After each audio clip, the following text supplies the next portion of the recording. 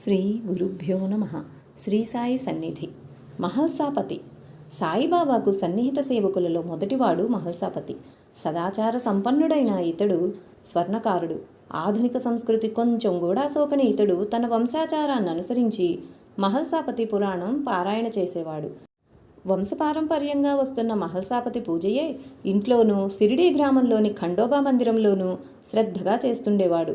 ప్రతి సంవత్సరం జజూరీలో జరిగే తిరునాళ్లకు ఇతడు ఖండోబా పల్లకీ తీసుకుని 150 మైళ్ళు నడిచి వెళ్ళేవాడు. ఇతనికి అప్పుడప్పుడు ఖండోబా దేవుడు ఆవేశించేవాడని ప్రతీతి. మహల్సాపతికి షిరిడీ గ్రామంలో ఒక మట్టి ఇల్లున్నది. ఏమీ పండని భూమి 7.5 ఎకరాలుండేది. అతడు జీవనం కోసం వంశవృత్తి చేసేవాడు. అంత కష్ట జీవితంలోనూ వీలైనంత సమయం సాధు సాంగత్యంలో గడిపేవాడు. చూడటానికి విద్యా సంస్కారాలు లేనట్లు కనిపించినా ఇతడెంతో లోచూపు కలవాడు. సామాన్యంగా సాంప్రదాయకులకుండే మత సంకుచితమే లేనివాడు. కాశీరాం షింపి, అప్పాభిల్లతో కలిసి ఇతడు షిరిడీ వచ్చి ఉన్న దేవిదాసు, జానకీదాసులను, దేశ సంచారం చేసే ఫకీర్లను ఎంతో భక్తి శ్రద్ధలతో సేవించేవాడు. ఆ ఇద్దరు ఆర్థిక స్తోమత కలవారు కనుక సాధు సత్పురుషులకు ఉదారంగా అవసరమైన వస్తువులు దక్షిణ సమర్పించేవారు. పేదవాడైన మహల్సాపతి పరిచర్య చేసేవాడు. ఎన్నో జన్మల పుణ్యం వలన అతడికి ఈ జన్మలో శ్రీ సాయిబాబా సేవ సుమారు 5 దశాబ్దాలకు పైగా లభించింది. ఇతనికి బాబా పట్ల గల భక్తి విశేషమైనది. ఇతరులు సాయి లీలలు చూచాకనే ఆయనను భక్తితో ఆశ్రయించగలిగారు. కానీ బయాజామాయిలా ఇతను మాత్రం సాయిని దర్శించిన క్షణం నుండే వారి దైవత్వాన్ని గుర్తించి సేవకు అంకితమయ్యాడు. అలా విశ్వసించగలిగిన వారే నిజమైన భక్తులు. అందులో కూడా షిరిడీలో సాయి ప్రకటమైన కొత్తల్లో బాబా ప్రవర్తన వింతగా ఉండేది. ఆయన్ను చూచి అందరూ పిచ్చివాడనుకునేవారు. కారణం ఆయన అప్పుడప్పుడు నిష్కారణంగా కోపించడం, తమలో తాము గొణుక్కుంటూ చిత్రమైన భంగిమలు చేస్తుండటం, ఎదుట ఎవరూ లేకున్నా తిడుతుండడం వలన అందరూ అలా అనుకుంటుండేవారు. కానీ ఈ పిచ్చివాలకం మాటున సాయిలో దాగియున్న దివ్యత్వాన్ని గుర్తించినది ఇతడొక్కడే. బాబా రెండవసారి పెళ్లివారితో షిరిడీ చేరినప్పుడు ఆయన్ను యా సాయి, రండి సాయి అని ఆహ్వానించి ఆ సాటిలేని సద్గురుమూర్తికి ఆ దివ్యనామం ఇచ్చి మానవ కళ్యాణానికి మాయని మార్గం వేశాడు. బాబాలోని పూర్ణ వైరాగ్యం వంటి శుద్ధ సాత్వికమైన లక్షణాలు మహల్సాపతిని ఆకట్టుకున్నాయి. మొట్టమొదటిసారిగా ఇతడే ఒక రోజున మసీదుకు వెళ్ళి బాబా పాదాలపై పువ్వులు వేసి వారి పాదాలకు, మెడకు చందనమద్ది నైవేద్యంగా పాలు సమర్పించాడు. ఆ రోజుల్లో సాయి ఎవరినీ అలా చేయనిచ్చేవారు కాదు. ఇతడిలా చేసినప్పుడు మాత్రం ఆయన ఉపేక్షించారు. అంతకుముందు నానాసాహెబ్ డేంగ్లే వంటి ఆ ప్రాంతపు ప్రముఖులు అలా పూజించబోతే ద్వారకామాయిలోని స్తంభాన్ని పూజించుకోండి అనేవారు. అయితే వారలా ఎన్నడూ చేయలేదు. మసీదులో హిందూ పద్ధతిన భక్తులు పూజించడం కొందరు ముస్లింలకు పెద్ద అపచారం అనిపించింది. దీనికంతటికీ మూలం మహల్సాపతి మొదట్లో తమను పూజించడానికి అతని ఒక్కరికే సాయి అనుమతినిచ్చారు. ఆ రోజుల్లో ఎలాగైనా అతన్ని మసీదు ప్రవేశించనివ్వకూడదని నిశ్చయించుకొని కర్రల చేతబట్టుకొని మసీదు ముంగిట కాపలా నిలిచారు. ఇంతలో మహల్సాపతి వస్తే అతన్ని గేటు వద్దనే నిలిపివేశారు. అతడు భయపడి మసీదు గేటు వద్ద నిలిచి సాయిని అక్కడి నుండే పూజించనారంభించాడు. సాయి అతని కేసి చూచి కోపావేశంలో నీవు వచ్చి నాకు చందనమద్ది పూజించుకో, నిన్నెవడడ్డగిస్తాడో చూస్తాను అని కేకలేశారు. అంతటితో ఆ ముస్లింలు భయపడి పారిపోయారు. నాటి నుండి మహల్సాపతి యథేచ్ఛగా మసీదుకు వచ్చి సాయిని పూజించుకోసాగాడు. ఆ తర్వాత నీమ్గావ్కు చెందిన డేంగ్లే కూడా ఆయన్ను పూజించాలనుకున్నాడు. కానీ బాబా అంగీకరించలేదు. ఆ రోజుల్లో దగ్దూబాయ్ అనేవాడు ఎప్పుడూ సాయిని అంటిపెట్టుకుని ఉండేవాడు. ఒకరోజు అతడు ఎలాగో బాబాకు నచ్చజెప్పి ఒప్పించాక డేంగ్లే కూడా ఆయన్ను పూజించుకున్నాడు. క్రమంగా ఇతరులు పూజిస్తున్నా బాబా అభ్యంతరం చెప్పడం మానేశారు. ఆ విధంగా సాయిని పూజించటం అందరికీ పరిపాటి అయ్యింది. ఈనాడు ప్రపంచమంతటా భక్తులు సాయిని పూజించుకోవడానికి అంకురార్పణ చేసిన అదృష్టం మహల్సాపతికే దక్కింది. ఇతనికి 3 కుమార్తెలు, 1 కొడుకు. సుమారు 1880 ప్రాంతంలో ఆ ఒక్క వంశోద్ధారకుడు మరణించడంతో మహల్సాపతికి మనసు విరిగిపోయింది. అతనికి గల భూమిపై 1 పైసా కూడా రాబడి ఉండేది కాదు. వంశవృత్తి వల్ల వచ్చేది జీవనానికి చాలేది కాదు. ఎప్పుడు తన ఇష్టదైవం అనుమతిస్తాడా, ఎప్పుడు సన్నిసిద్దామా అని మహల్సాపతి ఎదురు చూచేవాడు. కానీ ఒకప్పుడు ఖండోబా ఇతనికి దర్శనమిచ్చి ఆ గ్రామంలోని ఖండోబా మందిరంలోని విగ్రహాలను తెచ్చుకొని పూజించుకోమని ఆదేశించాడు. ఇంకొకసారి అతడికి కలలో ఒక వృద్ధ బ్రాహ్మణుడు దర్శనమిచ్చి ఏమిటి స్వర్ణకారు వృత్తి చేయకుండా భుక్తి సంపాదించుకోలేవు అని మందలించారు. భుక్తి సంపాదించుకోగలనని అతడు చెప్పగానే ఆ స్వామి నా పాదాలను ఆశ్రయించు అని చెప్పారు. నాటి నుండి తన సంసార భారమంతా ఆ దేవునిపై వేసి భిక్ష చేసుకొని భార్యాబిడ్డలను బ్రతికించుకోసాగాడు. ఇంట్లో నిద్రిస్తే మనోవికారం కలిగి సంసార భారం పెరగలదని తలచి మహల్సాపతి తన సమయమంతా సాయి సేవలో గడపసాగాడు. రాత్రి సమయాల్లో కూడా సాయిబాబా చెంతనే ఒక రాత్రి మసీదులోనూ ఒక రాత్రి చావడిలోనూ నిద్రపోయేవాడు. సుమారు 1889లో ఒకరోజు సాయి అతనితో, అరే భగత్, ఈ ఫకీర్ మాటలెన్నటికీ వ్యర్థం కావు, విను. నీవు రోజు నీ ఇంట్లో కాకుండా ఇక్కడే పడుకుంటున్నావు. నీకున్నది కుమార్తెలే కదా, కుమార్తెలు చింతకాయల వంటి వాళ్ళు, కుమారుడో మామిడి పండు వంటివాడు. నీవిక నుండి ఇంటి వద్ద నిద్రిస్తే నీకు తప్పక కొడుకు పుడతాడు అన్నారు. కానీ ఆయన ఎంత ఒత్తిడి చేసినా అతడు వినలేదు. ఒకసారి సాయి చికాకుపడి కాశీరాంతో వీడిని ఇంట్లో పెట్టి తలుపు గొళ్ళెం పెట్టు అన్నారు. కాశీరాం అలాగే చేశాడు. మహల్సాపతి 1896లో కృష్ణాష్టమి నుండి తన ఇంటి వద్దనే నిద్రించసాగాడు. సరిగా సాయి చెప్పినట్లే మరుసటి జన్మాష్టమికి అంటే 1897లో ఒక ఆదివారం నాడు అతనికి ఒక కొడుకు పుట్టాడు. అతనికి మార్తాండ్ అని పేరు పెట్టాడు. ఇది మార్తాండ్ మహారాజ్ స్వయంగా చెప్పారు, మహల్సాపతి కుమారుడు. ఆ వెంటనే మహల్సాపతి అంతకుముందులా బాబా సన్నిధిలో నిద్రించసాగాడు. ప్రతి రాత్రి అక్కడకు చేరి తన వద్దనున్న గుడ్డ నేలపై పరిచేవాడు. దాని మీదనే ఒక పక్కన సాయి, మరొక పక్కన అతడు పడుకునేవారు. అతడికి నిద్ర తూగిన మరుక్షణమే సాయి, భగత్, నీవు నిద్రపోవద్దు, లేచి కూర్చుని నీ చేయి నా గుండెపై ఉంచు, నేను అల్లా నామస్మరణ చేస్తుంటాను. నేను అలా స్మరణ చేస్తున్నది లేనిది నా గుండె స్పందన వల్ల నీకు తెలుస్తుంది. అది ఎప్పుడైనా తొలగి నా గుండె స్పందన మారితే నువ్వు వెంటనే నిద్రలేపాలి అన్నారు. అలా ఏనాడు బాబా హృదయంలో నామస్మరణ ఆగింది లేదు, అతడు ఆయన్ను నిద్రలేపింది లేదు. ఇలా ఆ ఇద్దరు రాత్రి తెల్లవార్లు మెలకుగా ఉండేవారు. రాత్రి ఎప్పుడైనా అతడు మసీదు నుండి బయటకు వెళ్ళబోతే సాయి, నువ్విక్కడి నుండి వెళ్ళొద్దు, వెళితే చచ్చిపోతావు, జాగ్రత్త అనేవారు. ఇలా మహల్సాపతికి ఎన్నో సంవత్సరాలు ఆ సన్నిధిలో తపస్సు కొనసాగింది. ఎన్నోసార్లు అతడికి కుటుంబానికి 2 వారాల వరకు తినడానికి ఏమీ లభించక ఇంట్లో అందరూ పస్తులుండేవారు. ఎవరైనా భక్తులు అన్నవస్త్రాలు సమర్పించినా అతడు స్వీకరించేవాడు కాదు. అది తన తపస్సుకు విఘ్నకరమని నమ్మేవాడు. తన సమయమంతా పవిత్ర గ్రంథాలు చదవడంలో గడిపేవాడు. ఆ విషయంలో అతడితో అతని కుటుంబం కూడా సహకరించడం ఆశ్చర్యం. బాబా కూడా ఎన్నోసార్లు అతడికి డబ్బివ్వాలని చూశారు.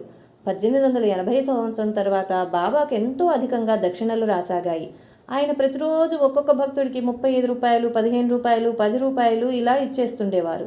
మహల్సాపతికి కూడా 3 రూపాయలు ఇచ్చి, రోజు నేనిచ్చేది తీసుకుంటుండు, నిన్నొక శ్రీమంతుణ్ణి చేస్తాను, అందరూ నిన్ను ఆశ్రయించి నీ మంచి కోరి సేవిస్తారు అనేవారు. అతడు నాకదంతా వద్దు, నాకు మీ పాదసేవ మాత్రమే కావాలి అన్నాడు.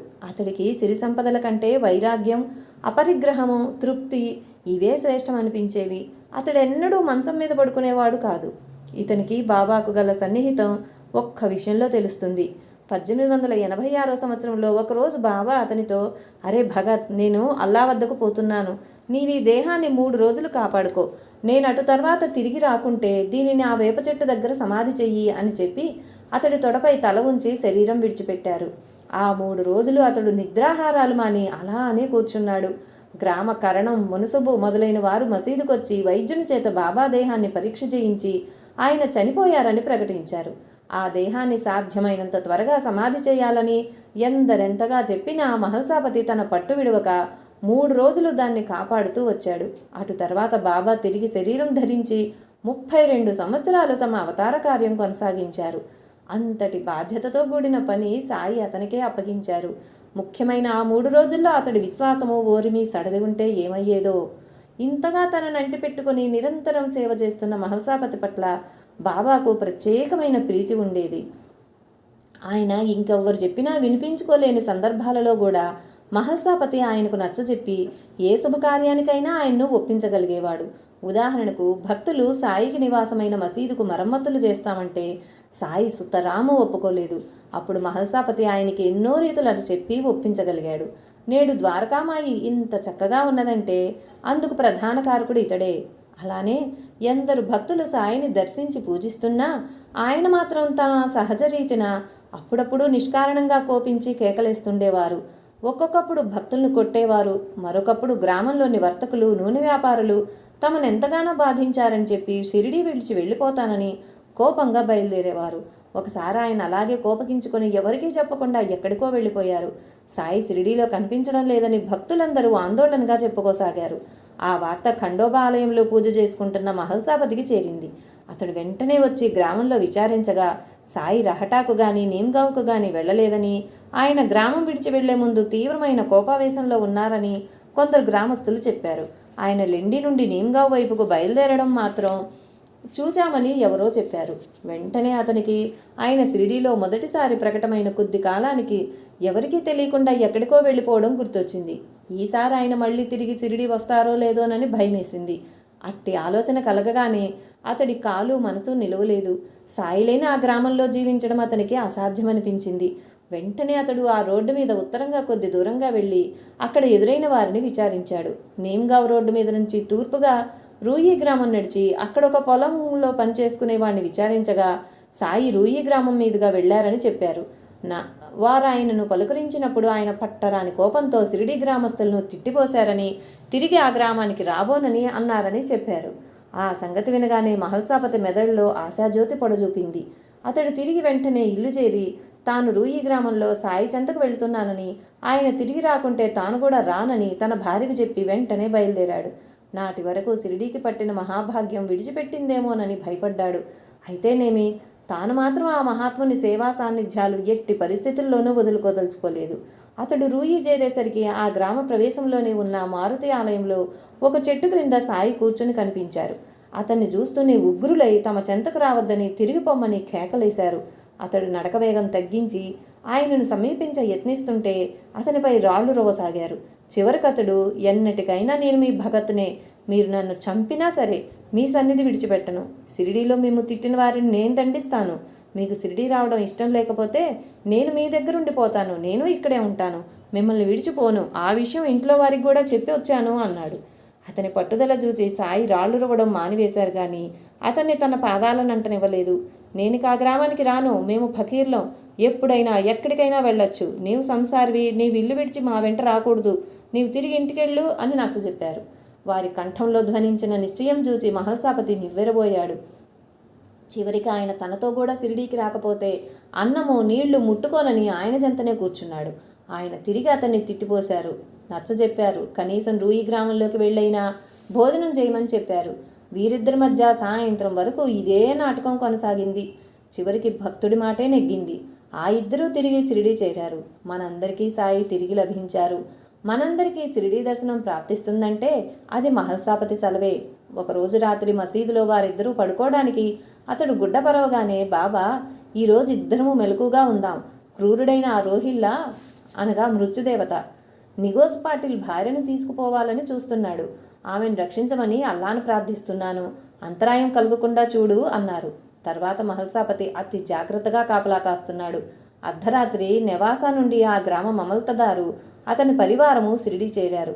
అదేమి చిత్రమో, అంతటి అర్ధరాత్రి సమయంలో అతడు బాబాను దర్శించాలని తన జవాన్ను మసీదుకు పంపాడు.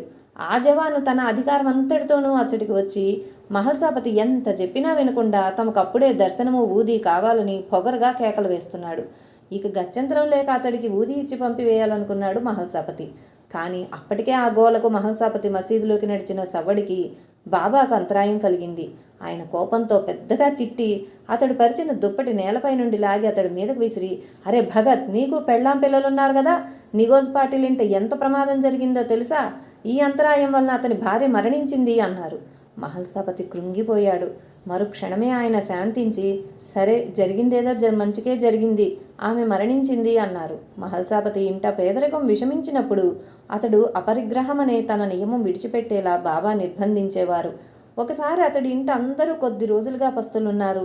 ఇక అలా కొనసాగటం అసాధ్యమైంది. ఆ రోజు మహల్సాపతి భార్య తన నియమం ప్రకారం సాయిని దర్శించి నమస్కరించుకున్నది కానీ పెదవి విప్పి ఒక్క మాటైనా చెప్పుకోలేదు. అన్నీ ఆయనకు తెలుసునని ఆమె విశ్వాసం. అంత కష్టంలోనూ కించిత్తు కూడా చెల్లించలేదు. సాయి, అమ్మ, కొద్దిసేపట్లో నేను మీ ఇంటికి వస్తున్నాను.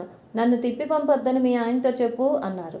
ఆమెకు ఆ మాటలు అర్థం కాక ఆశ్చర్యపోయి సరేనని తలూపి ఇంటికి వెళ్ళి తన భర్తతో చెప్పింది. ఆ రోజు హరిసీతారాం దీక్షిత్ వాడాలో పూజ పూర్తి చేసుకోగానే అతనికి మహల్సాపతి కుటుంబానికి ఏదైనా సహాయం చేయాలనిపించింది. అతడు వెంటనే ఒక 10 రూపాయల నోటు కవర్లో మూసిపెట్టి మసీదుకు తీసుకొచ్చి బాబాతో మరేమీ చెప్పకుండా, సాయి దీన్ని పంపించేదా అన్నాడు. సాయి అలాగే పంపించు అన్నారు. దీక్షిత్ వెంటనే ఆ కవర్ను మహల్సాపతి ఇంటికి పంపాడు. దాన్ని చూడగానే నాటి ఉదయమే బాబా తనకు పంపిన కబురు జ్ఞాపకం వచ్చి మహల్సాపతి ఆ కవరు తీసుకున్నాడు. అనాయాచితంగా ఆపత్ సమయంలో వచ్చింది సాయి ప్రసాదమేనని తలచి దానితో ఆ ఇంట్లో అందరూ భోజనం చేశారు. ఒకనాటి సాయంత్రం మహల్సాపతి ఇంటికి వెళ్ళడానికి సెలవు కోరగానే సాయి, ఈరోజు నీకు 2 దొంగలు ఎదురవుతారు, జాగ్రత్త అన్నారు. తరువాత పక్కింటి దగ్గర ఒక పాము, అతని ఇంటి గడపలో మరొక పాము కనిపించాయి. అతడు వాటిని ఏమీ చేయకుండా తప్పుకొని వెళ్ళిపోయాడు. అలాగే మరొక రోజు సాయి అతనితో, నీవు మళ్ళీ వచ్చేటప్పుడు దీపం తెచ్చుకో, మసీదు గేటు వద్ద దొంగ ఎదురవుతాడు అన్నారు. తరువాత ఆయన చెప్పినట్లే చీకటి పడ్డాక అతడు లాంతరు తీసుకుని వస్తుంటే మసీదు గేటు వద్ద ఒక పాము ఎదురైంది. దాన్ని పక్కవారు చూసి వెంటనే కొట్టి చంపారు. ఒకరోజు బాబా అతనితో, నీవు వీపు నేల కానించి ఎప్పుడూ పడుకోవద్దు అన్నారు.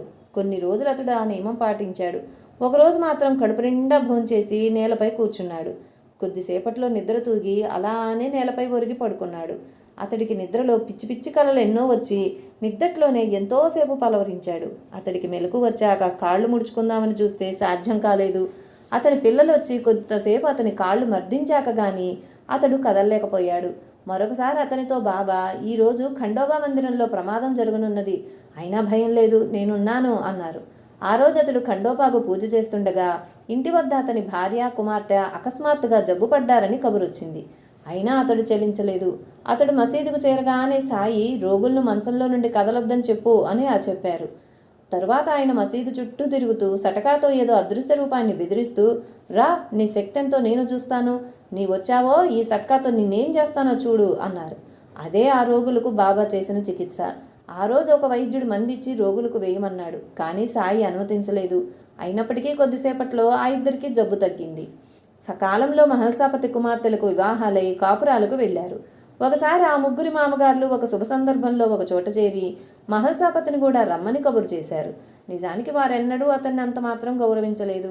అతడు సంతోషంతో ఊరికి వెళ్ళడానికి అనుమతి కోరాలని మసీదుకు వచ్చాడు. అతడేమీ చెప్పకముందే బాబా, నీవు వెళ్ళదలుచుకుంటే వెళ్ళు, కానీ వాళ్ళు నిన్ను కించపరుస్తారు అన్నారు. కానీ ఆడపిల్లల తండ్రిగా అతడు వెళ్ళక తప్పలేదు.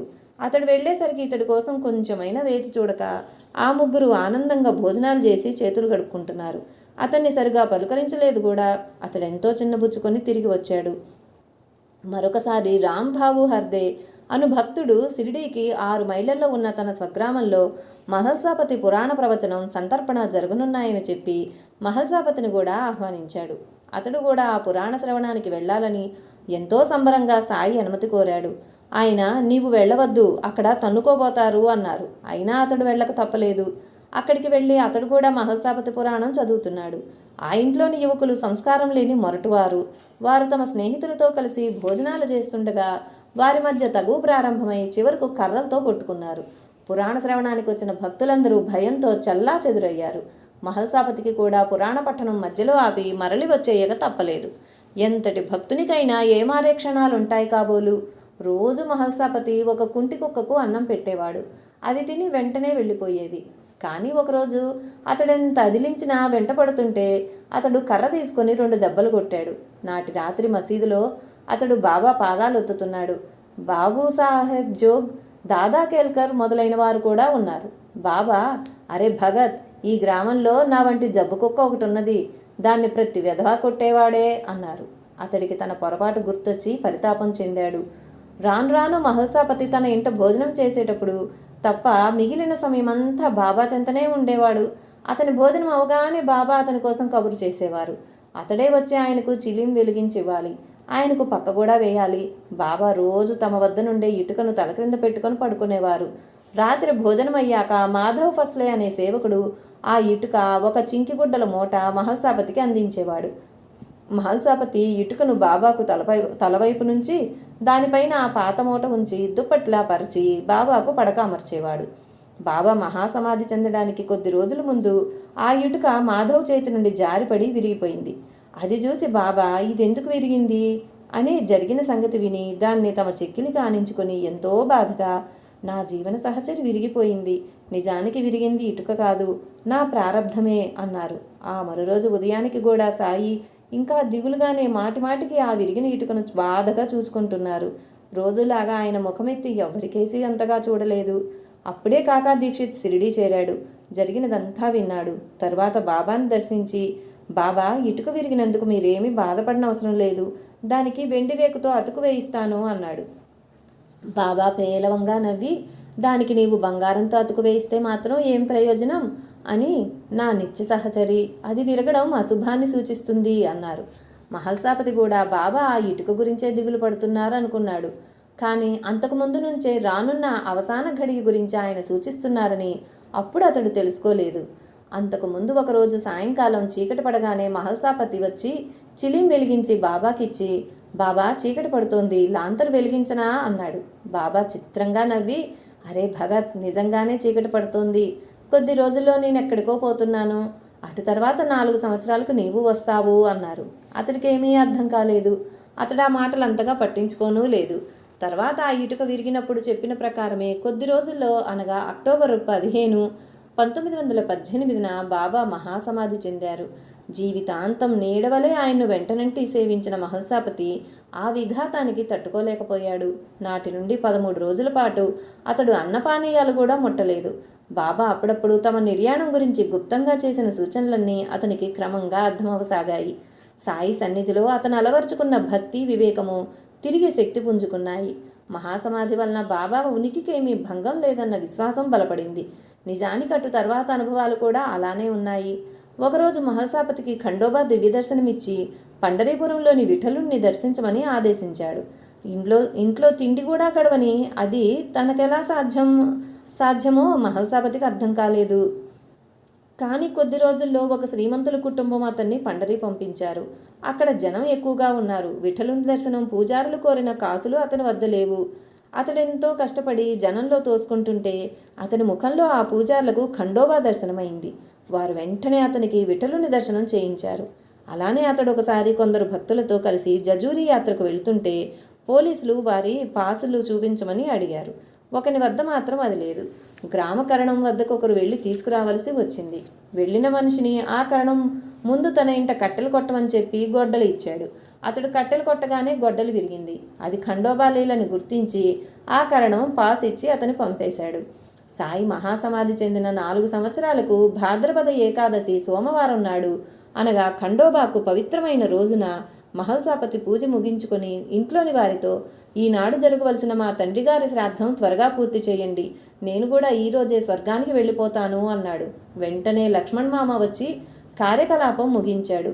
భోజనం చేసి తాంబూలం వేసుకున్నాక మహల్సాపతి కఫ్నీ ధరించి అచ్చట చేరిన బాలా గురవ్, రామచంద్ర పాటిల్ కోతే మొదలైన వారితో రామనామం జపించమని చెప్పి తన కుమారుడు మార్తాండుతో ఉత్తమమైన భక్తి మార్గంలో నడుచుకో అని కూడా చెప్పి రామా అని ప్రాణం విడిచాడు. సరిగ్గా సాయి చెప్పినట్లు 4 సంవత్సరాల తర్వాత సాయిని అనుసరించి ఖండోబాకు ప్రీతికరమైన సోమవారం నాడు, సర్వులకు పవిత్రమైన ఏకాదశి నాడు శ్రీసాయిని అనుసరించి ఆయన పాదాల్లో ఐక్యమయ్యాడు మహల్సాపతి. అయితేనేమి, బాబాను మొదటగా గుర్తించి అందరికీ తెలిపినవాడు, ఆయనకు పేరు పెట్టినవాడు, సాయిని పూజించనారంభించినవాడు, మసీదుకు మరమ్మత్తు చేయించడానికి ఆయన్ను ఒప్పించినవాడు అతడే. బాబా 72 గంటల పాటు శరీరం విడిచినప్పుడు అగ్నులు వారిని సమాధి చేయకుండా కాపాడినవాడు. షిరిడీ విడిచి వెళ్ళిపోయిన సాయిని తన తపస్సుతో మెప్పించి తిరిగి వారి సన్నిధి షిరిడీకి మనకు శాశ్వతంగా ప్రాప్తింపజేసినవాడు అతడే. సాయి నిర్యాణం చెందినప్పుడు వారి దేహాన్ని సమాధి చేయడంలో ఇరుపక్షాల వారిని సమన్వయపరిచినవాడు అతడే. అందుకే సాయి అతనికి తమ పాదుకలు, కఫ్నీ, రూపాయి నాణేలు 3, ఒక బెత్తము తమ అనుగ్రహానికి, తమ చిరకాల సన్నిధికి సంకేతంగా అతనికి ప్రసాదించారు. ఈ పవిత్రమైన వస్తువులు అతని ఇంట సమాధి మీదనే ఉండిపోయాయి. ఊరి వెలుపల ఖండోబా ఆలయంలా, ఊరి చివర సాయి మందిరంలా మన హృదయాలలో వారిద్దరూ ఎప్పుడూ కలిసే ఉంటారు. శ్రీ సాయినాథ్ మహారాజ్కి జై. లైక్ చేయండి, షేర్ చేయండి, సబ్స్క్రైబ్ చేయండి. కొత్తగా సబ్స్క్రైబ్ చేసిన వారు పక్కనే ఉన్న బెల్ ఐకాన్ ప్రెస్ చేసి ఆల్ అని ప్రెస్ చేస్తే నా నోటిఫికేషన్స్ వెంటనే మీకు అందుతాయి. Thank you.